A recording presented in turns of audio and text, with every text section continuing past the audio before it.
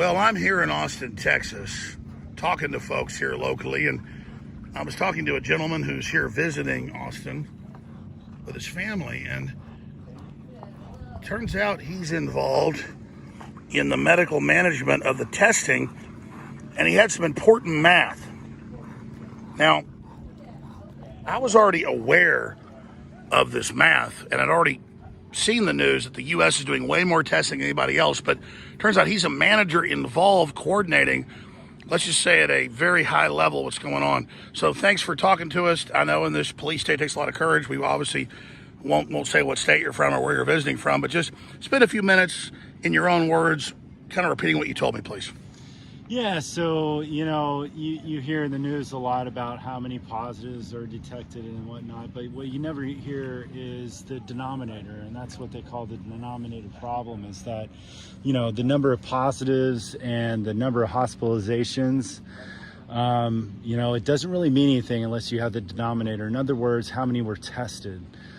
Since about March 1st or so, many tests have come online, many laboratories have come online with testing. If you look back about March 1st, you're seeing about maybe 1,000 a test performed per day in the United States. Today, that's right around maybe 150,000, 200,000 tests a day.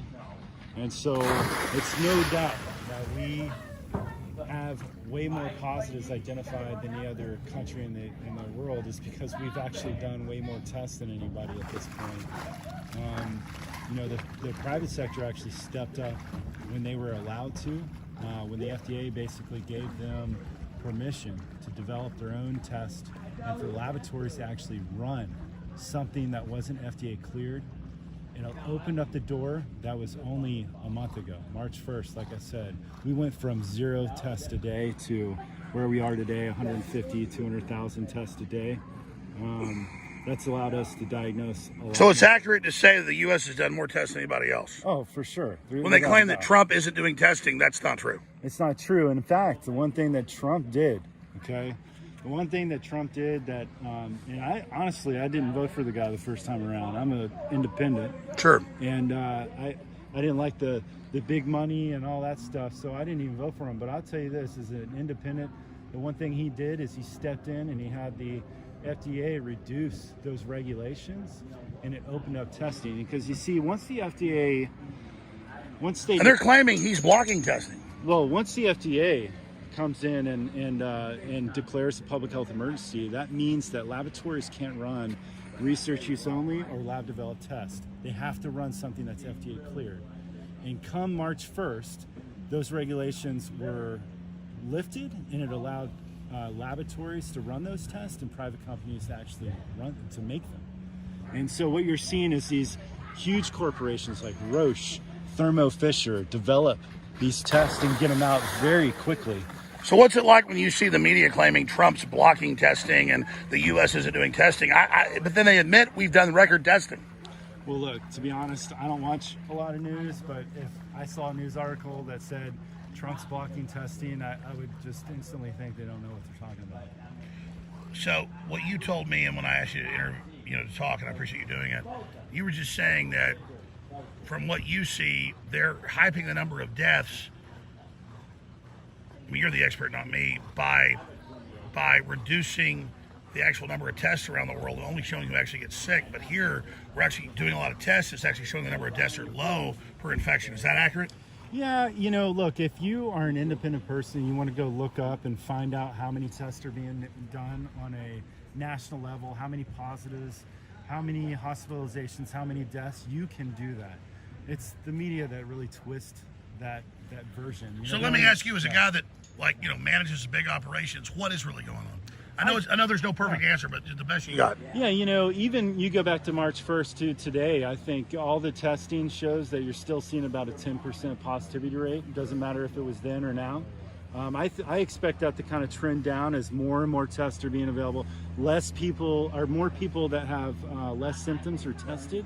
Because right now you got to think everybody that's getting tested right now is still very symptomatic, going to the hospital and whatnot. So we expect it. So we're still getting the worst cases. Yeah, I think you're seeing your 10% positivity rate. your 12% hospitalization rate, your 1.4% mortality rate.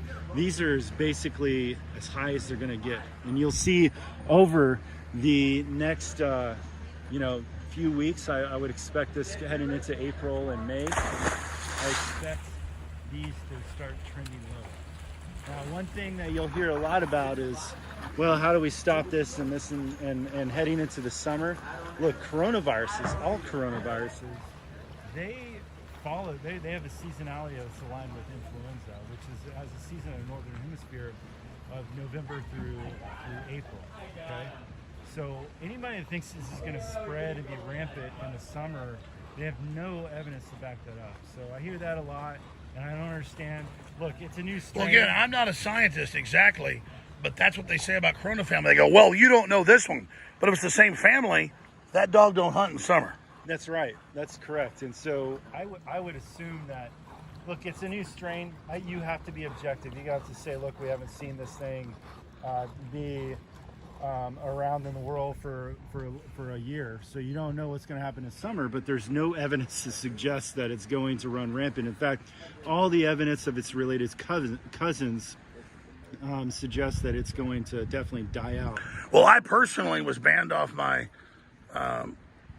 Android app that's been on for like 5 years for simply saying it looks like this hydroxy product that's connected to old malaria drugs is doing something. I was just reporting on the news. They said don't say that.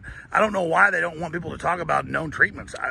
Well, you say known treatments and those that are clinically tested. I mean, look, for the reason why the FDA exists is to prevent snake oil from being something that's marketed out there. And everybody, we're really clear in this country, if something isn't able to, you cannot state a product's performance without an FDA clearance. So, no, I agree, but I'm not selling that supposed anti-malarial drug. My point. I was just going off what Trump and Fauci said he would prescribe it. Yeah, well, to be honest, I'm not in that position to tell you how to treat patients. I can tell you it's definitely a severe disease for some of those that have. Yeah, no, it's not a hoax. It's a real deal. So let me ask you this in closing. Kind of quantifying what you told me like 30 minutes ago before we taped this. I think you pretty much said it here overall. Is that this thing, from your own perspective, isn't as deadly as they're saying, because the United States has done record level testing, so they say we're the epicenter, but most countries haven't done the testing. I think what you have to focus on is the overall percentages, not just absolute numbers. So if you just focus on the number of deaths or the number of cases, yes, it looks like the sky's falling and there's a lot more going on than really is. The fact of the matter is, when you see 10,000 extra tests or 10,000 extra positives identified every day, that's actually a tenfold increase in testing. I mean, from day to day, there could be a double in testing, fivefold increase in testing. There's so many labs bringing this on right now. One thing that we have to keep an open mind on is the morbidity rate. If you go to different countries, it can go up to 5%. If you look in the U.S., it's 1.4%. I do expect that to drop, but the book's still open right now. We have to keep an open mind. Yeah, it still could be really actually super bad. Mm-hmm. All right, well, thanks for talking to me. I appreciate it, brother. All right. Powerful info.